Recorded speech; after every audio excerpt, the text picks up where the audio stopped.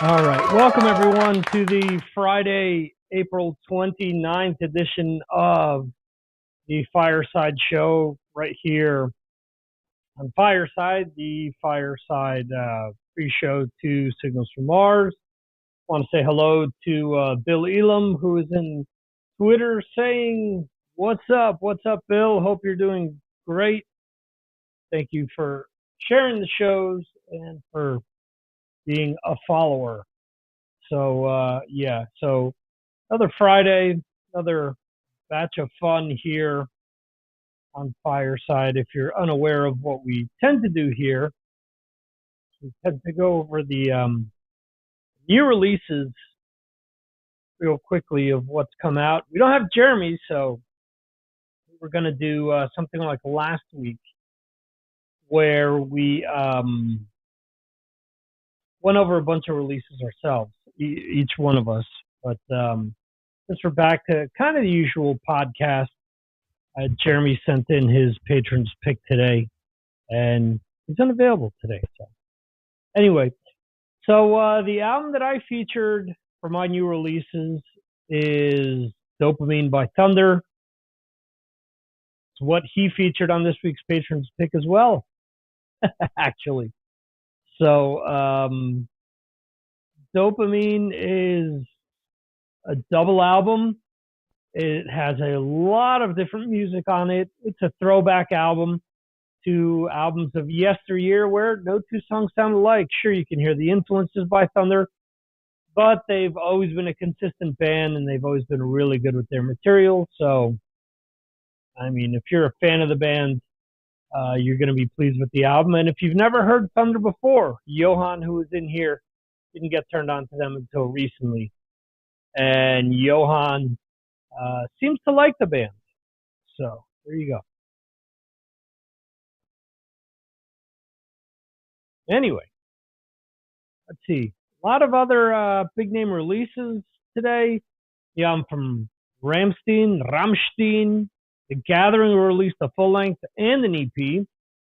New music from Ted Nugent. Yeah, silence the messages coming in here. What else? New album by Ann Wilson, Robin Trower, Watain, Crash Diet, Patty and the Rats, Poets of the Fall, Spill Your Guts, Space Vacation, Suppression, Devil Master, No Mas, Lucifer, let's see, Lament Cityscape, and Lament Cityscape, Downfall of Mankind, and The Spirit. EPs from Melvins and Dumb Numbers, Gathering, as I mentioned, and then a split from Child Bite Black Reno. And reissues from DRI, Dirty Rotten Imbeciles, and a compilation from various artists. Forever Raining, Tribute to Slayer. So there's, a little of everything. There aren't a lot in comparison to other weeks where we've had new releases, but hey, we've had plenty here. Plenty of good, I would say, good name artists that are releasing things. So there you go. Real quickly, want to jump on here on Blabbermouth. I did record my Victor M. Ruiz podcast today for Patreon. So I did cover some of these on Patreon. Let's see if there's anything else that that's kind of jumped out or new that's been added, I should say. So let's see. Original Kiss drummer Peter Criss to perform with Australia's Sisters Doll at New York City concert. So much for Peter being retired. Dave Snake Sabo says Skid Row has been starting to drift apart from singer, or had been starting to drift apart from singer ZP Feart. Downset announced first album in 8 years called Maintain. Gus G visits Jason Becker, shares video recap. He's holding one of Jason's guitars in the pictures.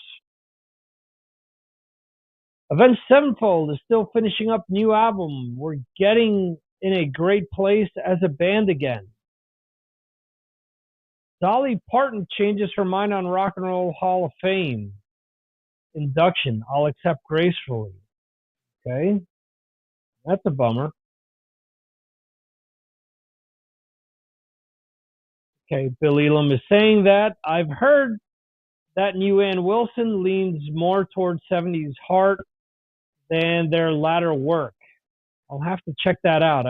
I got to listen to the Crash Diet, Thunder, and I think it was just those two. There's still plenty that I need to listen to this weekend. Some other things that kind of stick out, I guess. Geezer Butler went on Eddie Trunk show and talked about not being sure what Rick Rubin did on the album 13 and how he told them to stop being a heavy metal band and imagine what it was like if they were recording the follow-up to Paranoid. See, now, this is why I like the way that Andy Sneap works. Not to knock Rick Rubin, but Andy Sneap tends to, from what I've read, what I've heard, he went to bands like Testament, like Accept, and said, what albums did you listen to before you recorded your first album? What inspired you when you recorded this classic album? He tells them to go listen to those influences again, then to listen to specific albums from their catalog, not, okay, let's do a Men in Black. Click. Forget who you are. Let's pretend no one knows who you are. And you haven't recorded, or now you're recording a follow-up to Paranoid. They did record a follow-up to Paranoid. You know, they recorded Sabbath, Bloody Sabbath, and Masters of Reality, and Sabotage, and Volume 4. Come on now. I'm sure Corey Taylor's somewhere going apeshit, saying, see, I told you. Told you the guy didn't do anything. James Hetfield's son, on his first album, hasn't released anything yet, doesn't want to be compared to his father. Arguably the biggest frontman in hard rock and metal of all time. Obviously the one who has sold the most albums. Sold around probably the most amount of tickets as well. You're already starting off to say, I don't want to be compared. Okay. Makes a little sense to me. Look, your father's opening the door. You're getting in.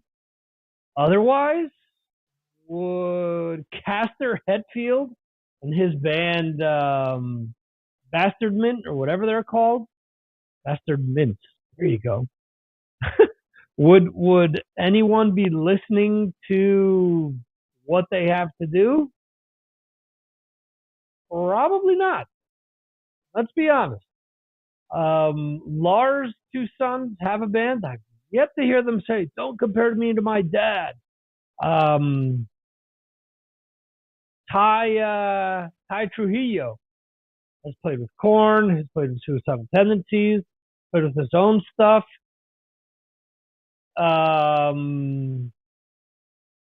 You know, give me a break. The Metal Dan is saying then Baby Het needs to change his name. Start out as no one. Right. I said that today on the Patreon show. Wear a mask, use a different name, be like Jay Weinberger. All right, his father is Max from Bruce Springsteen's band. He was with Conan O'Brien for years. He came out in a mask. He was anonymous. When he joined Slipknot, sure, he was in other bands and people knew who he was, knew who his father was, but he's never shied away who his father is. He's always been gracious about it. He's always said, if it wasn't for my dad, I wouldn't be here. People wouldn't know who I am. Look, man, to each their own, but I think it's just kind of silly that, Bruce Dickinson's son's do the same shit. Well, if you're opening for Iron Maiden when most bands can't do it nowadays, and your last name is either Dickinson or Harris, you shouldn't be talking about, oh, don't bring my father's name up. No, you're there because of them, right? There's nothing to be ashamed of. So, Ozzy tests positive for COVID-19.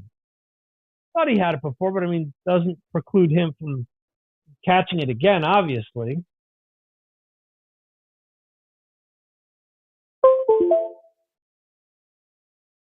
And so he's got it again. A lot of people have been making a big stink out of the fact that he wants to build a rehab wing onto his house, and people would say, "Oh, it's rehab. He's got other problems." No, he's got Parkinson's.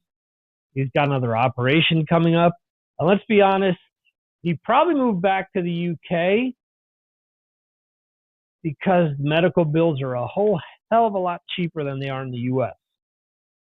So even though he's loaded, but he probably doesn't want to have to pay, what he would have had to pay for the operation in the US. And for people to say, well, look at Paul Di'Anno, why do you have to go to Croatia?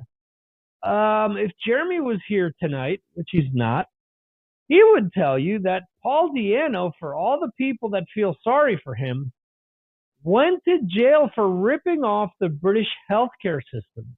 He ripped off the NHS. He went and got money for an operation and spent it on something else. So no one to blame but himself on that. I love Paul Di'Anno, love his music, but that's what it comes down to. A shame, but is what it is. Let's see. Billy Lim is saying, I think Lars's kids might have had a valid argument. Well, without Lars, no Metallica. He's written all but 2 songs in the band, written or arranged. So, no shame. Love this. Twitch. Hey, you're doing a show right now, but do you want to watch this other show live instead? No. I'm doing my own shit right now. That other show, sure, it gets a lot more views and whatnot, but let me have my fun for 45 minutes here. Let's see what else. Randy Rhodes versus Eddie Van Halen. Apparently, that's going to be part of the documentary that they're releasing on Randy Rhodes. And sure, I get it. Actually, I should bring Brad up for this. Brad, I'm going to ask you to jump in. I don't know if you're saving the world or not right now, but let's see. All right. Yes, Mr. Dahl, can you hear me? I can hear you. The world has been saved. And the world has been saved. Yeah, for now. Thank you for your service, sir. Oh, appreciate that. Thank you. Yeah, people were very kind today. A lot of nice people. So it's been a good day. Look at that. It's not only me. It's nice people. It's nice people in general. That's awesome. Yeah, I'm going to tell you right now, I'm not a big fan of assholes.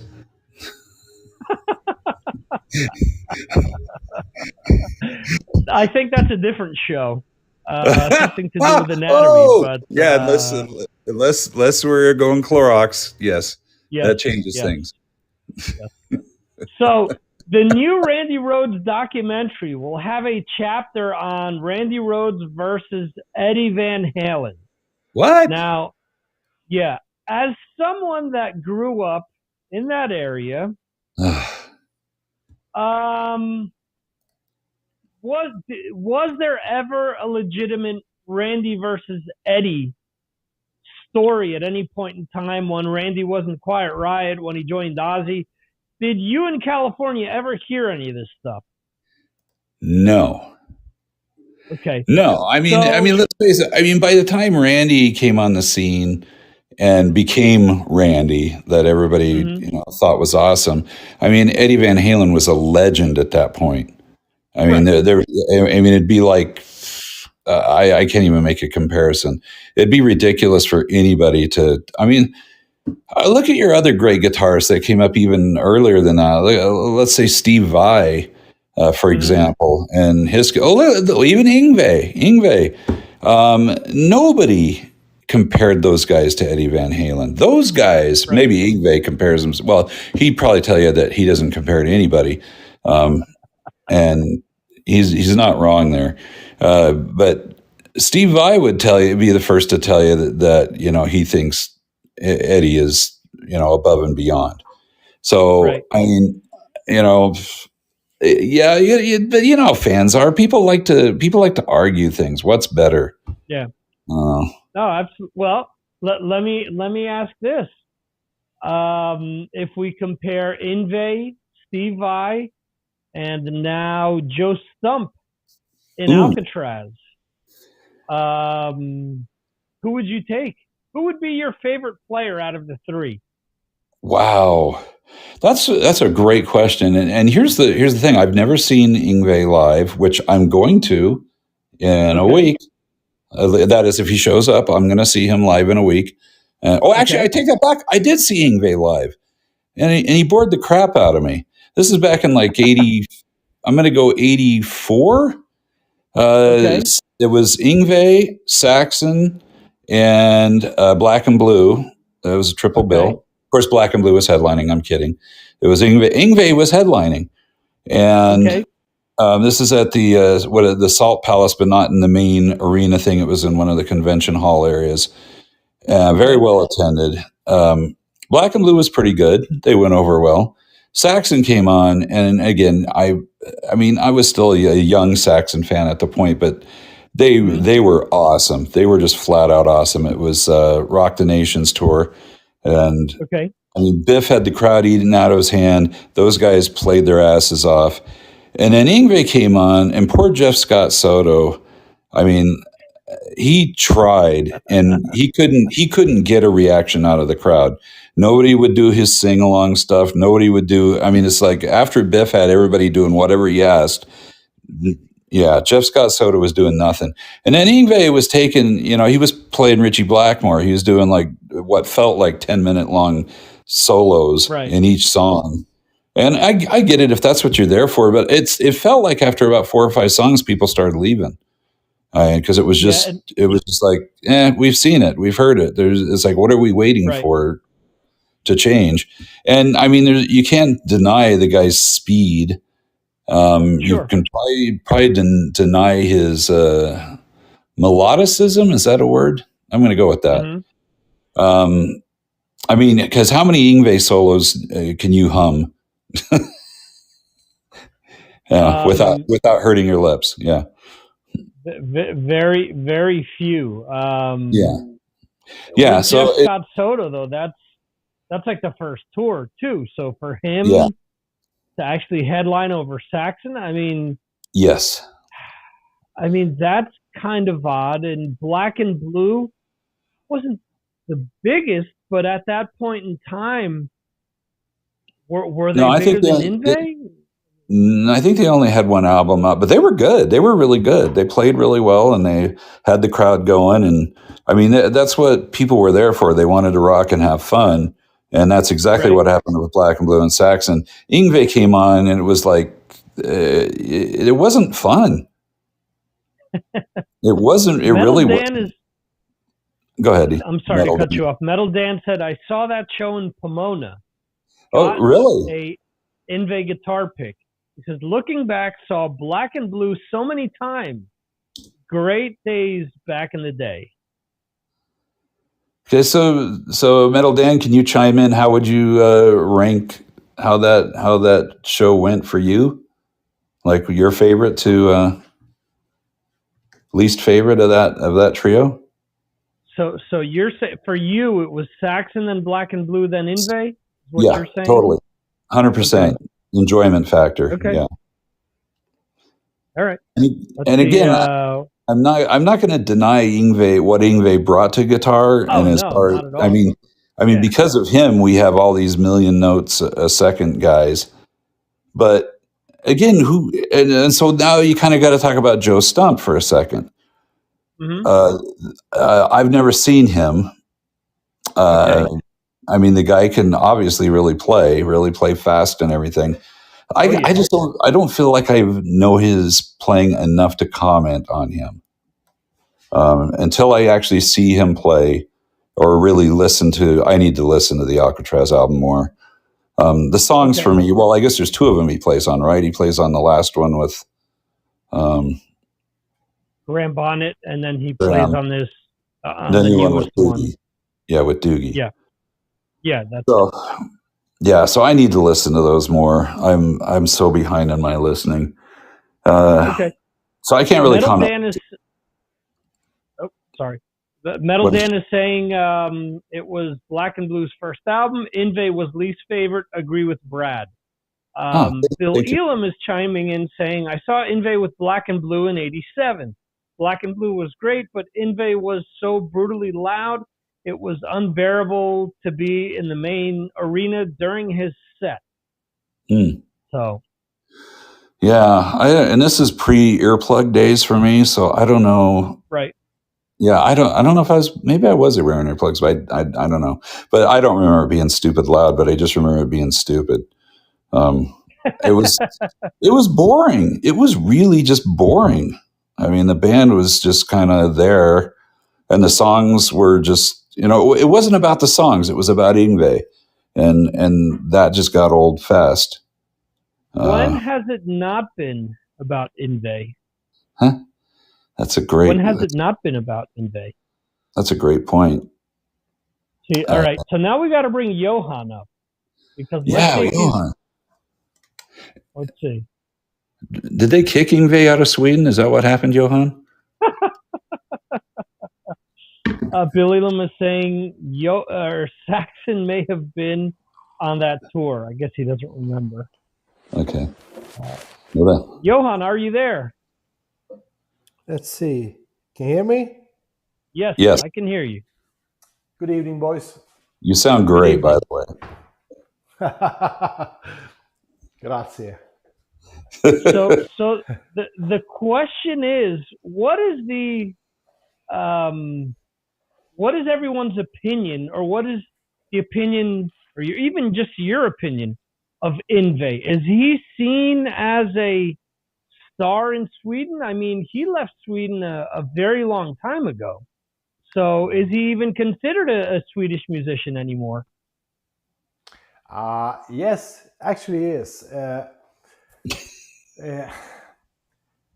We see Yngwie as you do, as a big diva. But we love Yngwie because Yngwie, we say Yngwie in Sweden. It's Okay. It's not a very credit name. It's Yngwie. It's quite an old name, and there have been books written about Yngwie, and actually, Yngwie is one of our biggest stars here, and he has been on the biggest shows on national Swedish television, mainstream television, playing with mainstream artists, not with, but perhaps his own stuff, but in the same program as big mainstream artists. So Yngwie is Yngwie. We know how Yngwie is, and people love and hate Yngwie, but we're proud of him. As you should be. You see him always promoting the Ferraris. Why doesn't he promote Volvo? Yeah. That's our job, right, Johan? Yeah, that's our job. Now, I mean, Yngwie is he wants to be American, but I don't know, Victor. I don't know. Okay, so let me ask you this, Johan. Who is your favorite singer to ever sing for Yngwie? Yes, Soto. Okay. Yeah. Okay. Absolutely.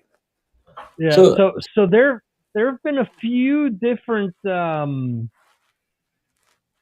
anniversaries. I think in the last week or two, where I know the Eclipse album was an anniversary this week. I think it was probably 30 years at this point, because that came out when I was in high school in '92. And then the album with Joe Lynn Turner, which is the album before that, I believe that came out in '89 or '90. That celebrated an anniversary as well. I really like the Jeff Scott Soto album. I like the first two, and then I like the two that I just mentioned, the Clips and Odyssey is the one with Joe Lynn Turner, which is, they did the Live in Leningrad album as well, which is from that tour.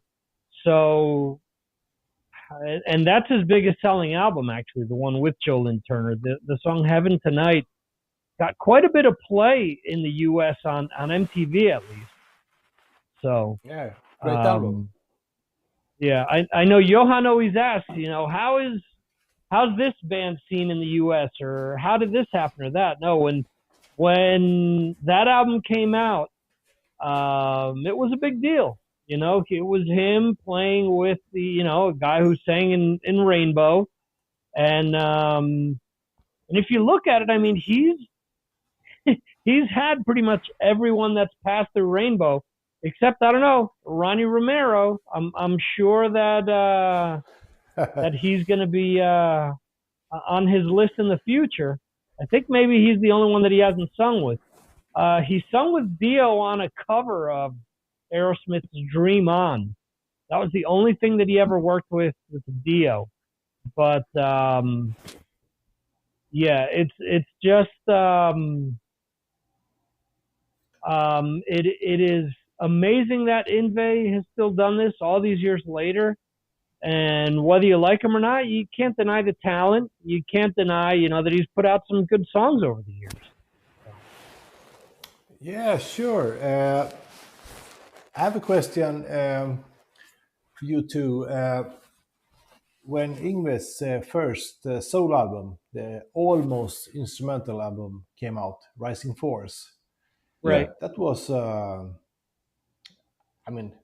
that album was a huge here in Sweden. Was it the same in the US? That album, I mean, that's an album that I didn't get into later on, way later, but that album was legendary. I mean, I knew of the song "I Am a Viking" many years before I even heard it. The album before, or are we talking the album about before? the same Okay, album? so I'm mixing that up then. Either way, Yngwie changed the game for everyone, because remember, when he got to America, he played in Steeler with Ron Keel and with Rick Fox, and they were well, Brad, how well known was Steeler on the in the clubs back then? Yeah, I can't. I was gone by then because I left Okay. LA at '81, so I can't. Okay. Speak. But okay, so the Yngwie effect the Yngwie effect was that a lot of people all of a sudden thought that they could leave their bands and become a solo artist, because you had labels like Shrapnel, you had labels like Combat and stuff like that were signing, shredders that were trying to either emulate Yngwie or do it their own way. I mean, Yngwie's popularity is what made Vinnie Vincent tell Gene Simmons and Paul Stanley, "Hey, I can be Yngwie myself. I can. I don't need you guys." So there were a lot of people that thought that. Let's see. Metal Dan is saying well known for Steeler with Ingve, but I'm already a Ron Keel fan from that day here in Los Angeles. Okay. Mm-hmm.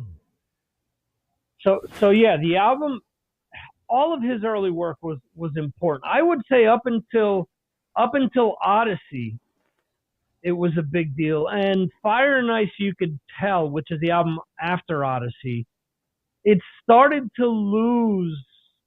It just didn't have the same steam. You saw commercials in magazines and stuff like that, but it wasn't as much as what you had seen before that. Also, it's kind of when Metallica got really big, Guns N' Roses got really big, Nirvana got big. So the music was shifting as well.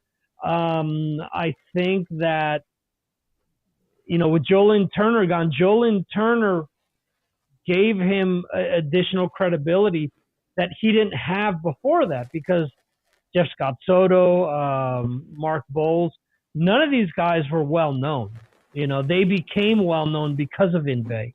Yeah. Because they worked with him and because of the careers that they built after. I mean, let's look at it objectively. Jeff Scott Soto, Doogie, Ripper Owens, and by far Jolene Turner are the biggest singers that he's had in the band. Mm-hmm. He's had a lot of other people sing for him, but those guys have been the biggest.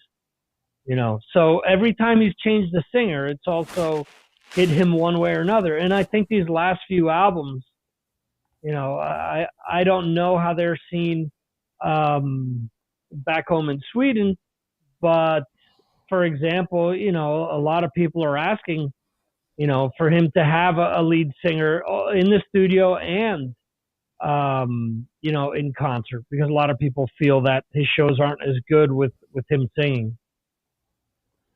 But I haven't heard his albums with him singing. What's your take on those? Have you listened to them? They're okay. I've listened to the one that was a blues album, Perpetual Fire or something like that. It's all right. Nothing really. It's not bad, but Okay. it's Good. not the same. Yeah. Yeah, it's, well, I don't know. Yeah, I'll have more to say about him in another week. Okay. But now we got Johan here, so let's talk about Yeah. Jeff Scott Soto for a moment. He's quite well known in Sweden because of Ingve, right, Johan? Yes, probably more for Talisman. Yeah. So what about Talisman? I really like their stuff. What's your take on them? Oh, I mean, Talisman's two first records are both 10 out of 10 records. But they were released perhaps 3 or 4 years too late. Yeah. They should be released in the 80s, but two great albums, really. I still listen to them almost weekly, some song. I mean, Yeah, Marcel played with Ingve first, didn't he? Yeah. Yeah. It's hard to imagine those two coexisting on stage. Yeah. But Marcel, though, okay, what a great bass player! Oh my gosh, he's the European Billy Sheehan, and what a terrible loss for him to, check out. That was really tough. But I think, and he pretty much wrote all that music for Talisman, from what I understand.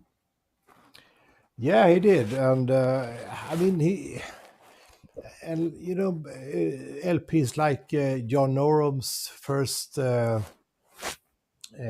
LP, he was also a part of. I mean, those are great albums that I don't know if everyone has heard them, but I mean, people in the metal world should hear John Norum's first solo album. It's Wait, great. who? Jordan? John Norum. John Norum. John Norm. Yeah. Yeah, I've got one of his albums. It's the one with Glenn Hughes singing, and because of I mean, Glenn Hughes obviously a great singer, but I just his vocals are just like tone wise tough for me to listen to. Yeah, that was when Glenn was still hooked on a few things. I believe I have Out of Control. I think it is. I don't know. I think it's the second one. I think that's the one that I've got. I actually sold the CD for big money because I guess it was tough to find at the time. Yeah, the Out of Control has him covering a Vinnie Vincent song. Has him covering Back on the Streets. Oh yeah, that's right. Yeah. So that I think is the second one. I don't think I've got Face the Truth. That's one I have. It's from '92. Face the Truth. But he's a ridiculous player too. John Norum's another one. Even when I moved over here, he released an album. There's a song off of it called "Nailed to the Cross," which I used to play quite a bit, and that was Total Control is his first one. You have Face the Truth, you're saying? Is that the one to get? I have Total Control. That has the Vinnie Vincent cover on it. So that's the first one. Yeah. You like that album? And then Face the Truth is the second one. Yeah, I think it's a solid album. I'll pick that up then. Yeah, the Face the Truth, it's just, I mean, the songs are okay, but like I said, it's just the vocals are hurting for me. Hey, I have a quick question for Johan, because we're playing a song right now on Yard Metal by a guy named Ulf Lagestam. Have you heard of him? Guitar player? Say that again. Ulf, U-L-F, Ulf yeah. Lagestam, Lagestam. I'm probably pronouncing it wrong. I should have Victor do these things. Oh, no. My Swedish is not good. I don't want Johan correcting me. He already asked me how often I hear people speak Swedish. That obviously meant I was pronouncing something wrong. Anyway, Ulf, I don't know if he's played any bands over there, but he's got a bunch of solo stuff, and a lot of it's instrumental, but he does have songs with vocals on it. He doesn't sing. Very good guitar player. In fact, yeah, he's kind of what you'd expect out of Sweden. He can really play, but super nice guy. I mean, I've chatted with him back and forth a few times. That's why I'm playing his music, actually, because he reached out to me, and I was like, sure, I'm here for you, man. If it's good, I'll play it. But very humble guy. Yeah. So real send quick, me a link, Brad. I want to hear. Okay. There you go. Johan wants to check out Ulf's music. Okay, we'll hook you up. Yeah, so the John Norum album that I was referring to was 2005's Optimist. He actually sings on it. And Frederick, who's currently guitarist in Opeth, and he was in Arch Enemy for a little bit there, he plays on this album as well. Actually, Glenn Hughes is on a track here, and John's late wife, Michelle Meldrum, actually is on the album as well. She died around this time, on 2005-ish, 2006, if I'm not mistaken. But I remember when I interviewed Gene Hoglan, he talked quite a bit about Michelle because they were good friends. And Michelle had a band before she died that was just called Meldrum, and he played on some of the tracks. So cool. I wish the two opportunities I had to hang out with him, I wish I would have chatted him up, but it was right after the gig and he was spent, and plus I knew the other guys in Death Clock, so But after hearing about your great interaction with him, I wish I had talked to Gene. Yeah, he's a real nice guy. Well, yeah, he plays with weights on his feet. Yeah, and he does that on purpose so that he always makes sure that the hardest song is the last song. So he takes the weights off for that song. Usually, as a drummer, you try to play the hardest song first. For example, playing in the Misfits cover band, we would play American Psycho usually first, because that song has blast beats and stuff like that. So I kind of want to play that in the beginning when I'm fresher, and that's what most people do. But Gene purposely does that, wears the weights, and then that way when he takes them off, he can fly through whatever song he's playing. So there's a method to his madness. Well, I can't say enough about how good he is live. He's a machine. A ridiculous player. Yeah. Can I ask you guys a question about a band? Have any of you guys seen Alcatraz? Have we seen Alcatraz? Yep, live. No, I have never seen them live. Okay, right. And Brad is saying no. Have you seen them live? No. I would love to see them live, but no. Yeah, I saw Graham Bonnet solo in Las Vegas about 4 years ago. And the guy, I don't know what the guy's name was. He wasn't the guy who did his album, the Graham Bonnet Band, the album that he was touring. But the guy was a total knockoff of Yngwie. And because of that, they played almost everything off of that first Alcatraz album and very few songs off of any of the other Alcatraz albums. Mm-hmm. So this guy was nailing it.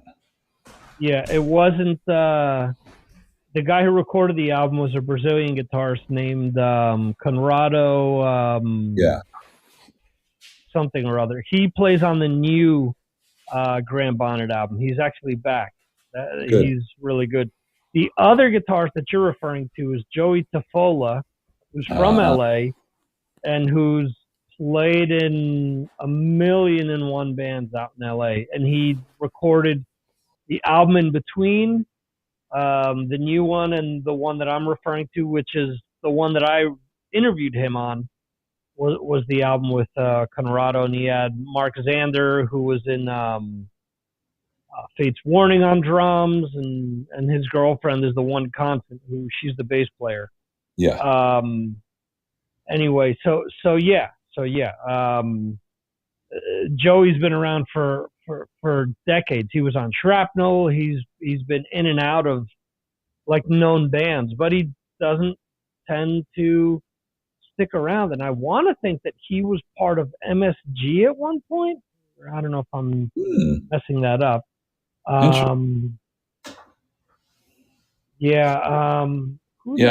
don't see him fitting well with Michael on stage, but I'm trying to think who the guitarist was on that first Macaulay Schenker album. Oh no, that was the guy from Talos. Okay, what is his name? Mitch Perry. Okay. Mitch Perry, that's it, Mitch Perry. But another like hotshot shredder out of LA who played on that album. And if you hear the first single off the first Macaulay Schenker album, Give Me Your Love, there's the Michael solo, and then there's the Mitch Perry solo, which is him just like tapping the ever-living shit out of the guitar, which you can tell, the first time you hear it, you're like, whoa, that's not Michael. Or, wow, Michael has started tapping all of a sudden, And then you see the video and you see that there's actually some dude with curly black hair that's doing that part of the solo. So it's not Michael. Yeah, that's kind of an interesting thing how that happened. That's the first single, and like Michael's like, "Oh yeah, go ahead, play the solo on it." Did he? I think he wrote that. Did he write that song? Because I don't think Michael wrote that song. Give Me Your Love is written by Rocky Newton and Robin McCauley. So no, he did okay. not. The Rocky guy wrote it. Okay, he's a bass player, isn't he? Yeah, that's the bass player. And Andy Johns actually produced this, late producer who had worked with Van Halen, and he was sound engineer on all the old Led Zeppelin albums. Mm-hmm. So I'm trying to. Yeah, wow. So Michael didn't write any of the singles off of this album. Huh. Yeah. Because Give Me Your Love and Love Is Not a Game were the two singles. Both of them written with Robin McCauley, both Rocky Newton. And Love Is Not a Game also had Alan Nelson, it says, as a third writing credit. Okay. We're not Time single? No? Yeah, you're right. Was that not released? Here I have it on. Okay. Here it was a single. Okay. So that was written once again by Robin McCauley, Rocky Newton, and Michael Schenker. So he wrote one of three of the singles. Mm-hmm. Great song. I love it. Time is actually a special song for me. So I that's love that album. Yeah, I think this album is actually really good, perfect timing. I think, as much as I like what he did before this, I love the first two albums. For me, the first two albums with Gary Barden are probably the best things that he's done as a solo artist. The Graham Bonnet album is okay. Assault Attack, then Built to Destroy, where Barden came back, was all right. That had maybe 2-3 good songs on it. But I thought, Perfect Timing had a lot of good stuff on it from the beginning to the end. I know they tend to talk about the second album as being their favorite, both Michael and Robin, which is Save Yourself. And I think, in my opinion, Save Yourself was probably the weakest out of the three albums that they did together.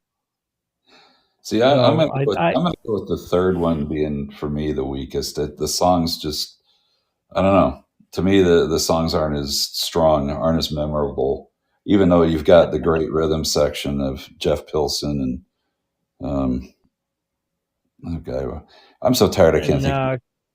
James Kotak. Yeah, James Kotak. Yeah, so you got a great rhythm section there, and I would argue that the songs are better on that album than Save Yourself. Well, just my opinion.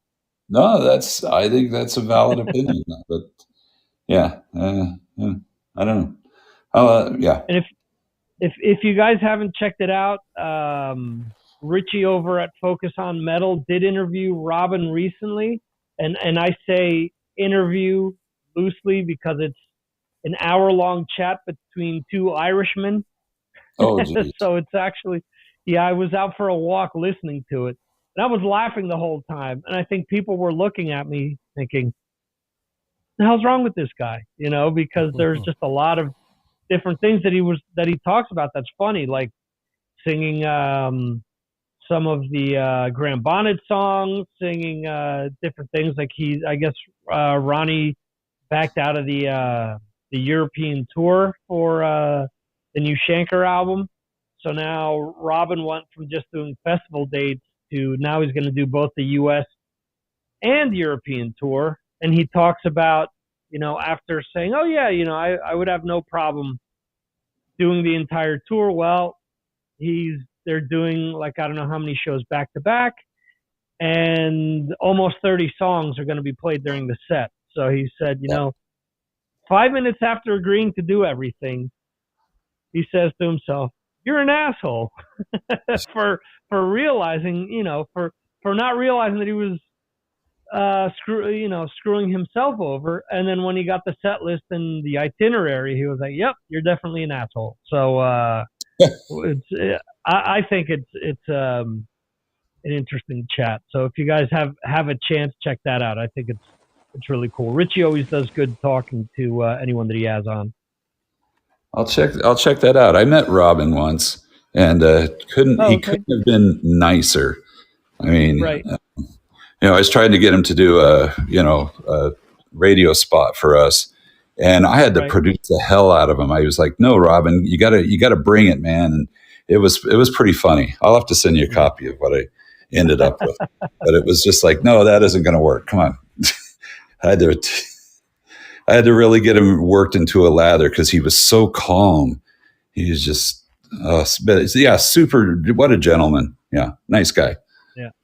And the guy could really sing. But yeah, for anybody his age to anybody's age, 30 songs. Oof. Yeah. Yep.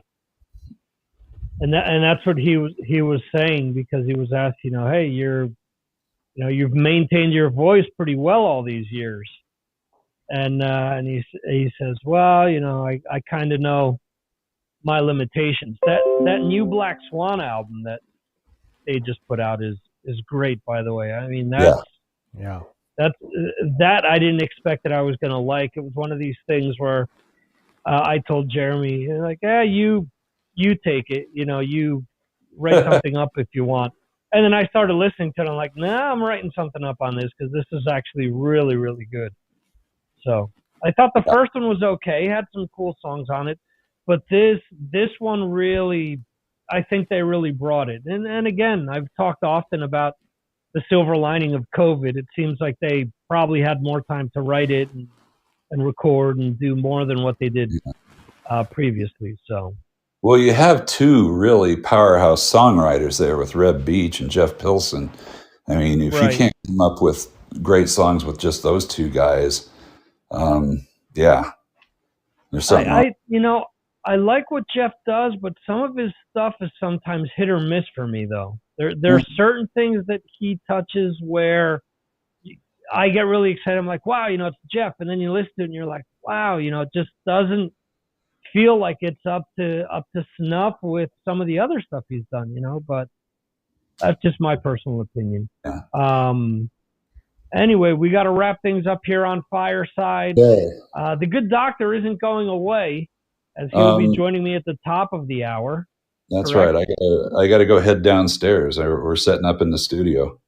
Ooh, okay. Yeah. Yeah, because when you invite me on to co-host, man, I'm not going to just sit up here in the office and we got to have the magic of the music down there.